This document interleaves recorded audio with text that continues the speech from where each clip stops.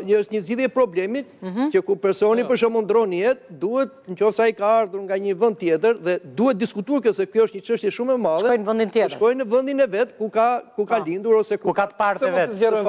Po duhet të kthejmë. Po ti zgjeroj më o Melsi, sa kohë që s'ke dal nga Varrezat?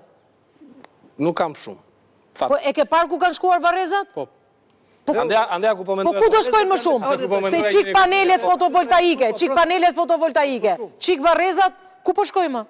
Çik ndërtimet që janë. Çështje pikërisht pa kjo çështje menaxhimi. Ku po shkojmë? Ku shikon që menaxhon një qytet që e shton dita ditës, duhet të mendosh që këta do ndrojnë jetë. Atëherë ku do përcillen? Okej, po djegja pse nuk pranohet djegja? Ai merr edhe i fut si patate në thes. Djegja pse nuk pranohet? Se është zgjidhja për krishterimin, sepse është në disa fetë. Se jemi në netët e Pashkëve. Nuk e pranon djegjen sepse për ne trupi është i shenjtë. Pra nuk është burgu i shpirtit, është shërbëtor, bashkëpunëtor i shpirtit dhe ne presim në gjalljen e të vdekurve, kështu që trupi respektohet. Ne i themi lipsane ose eshtrat. Çfarë ka ndodhur për shkak? Pse është ngjallur ndonjëri që ka shkuar në atë botë? Është ngjallur Krishti, që ne besojmë në ngjalljen e Krishtit, i pari, se besoni ju, po është ngjallur varri ti është bosh. E besona, si se beson? Besojmë se se besoj. Jo me që the kështu. Jo. Mund të varret. Jo, po njëri që të ngjallet pas Krishtit. Jetuar emri. Tani do të flasim për ngjalljen e Krishtit, hajde të mblidhemi. Po. Sepse është historike, ngjallja e Krishtit, ka fakte, ka dëshmimtare të gjitha, po flasim për të vdekurit tanë. Po. Dhe presim gjallën e vdekurve, kështu që ne varret i respektojmë dhe eshtrat e të parve ose njerëzve të shenjtë i respektojmë. Në kisha ka eshtra shenjtorësh dhe diçka tjetër.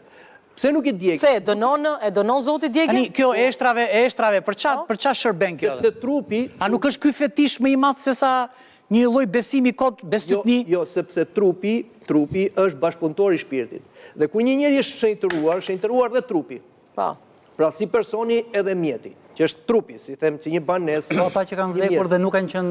Kurse si është zgjidhur ky problemi, atë di Zoti, prandaj ne presim. Jo, ata që ne kemi qyt për shembull diktator, pse mos i digjë të gjithë shenjtë apo jo. Ato do kur vi Krishti për dytë për neve, që do ngjallen të gjithë do t'i ndaj ai si ndan do t'i asun. Po pse nuk i ngjall dot? Ti e bën me vetëm. Jo, pse nuk i ngjall?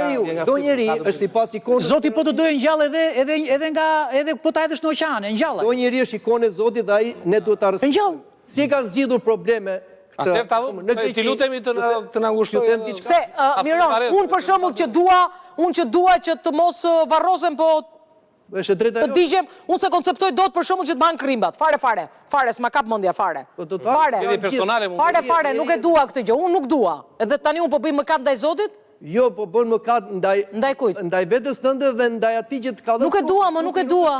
Po pse mo vendimin për këtë e marr unë tani? Çfarë do të thonë? Se ti nuk je autonome. Ti je një krijesë e krijuar brenda disa rregullave dhe ligjeve dhe du t'i respektosh. Që kush duhet ta marrë vendimin për mua? Po do kesh ti përgjegjësi, do mbetesh pavarr. E ti kush është një mallkim? Mbetesh pavarr? Pse do ngelen pavarr? Mo do bëjmë hi, po pse çfarë do bëjmë unë atje në dhe, nuk do bëjmë hi unë atje? Shoh të varri, s'ka asnjë kujtim, s'ka asnjë vend ku. E për çfarë duhet varri se kuptoj unë këtë? Vetëm trishtim. E para një respektoj trupi. E dyta vi njerëzit kujtojnë. Pse respektohet trupi se do ngjallet? Shpresa e ngjallit. Po patjetër. Ah, okay.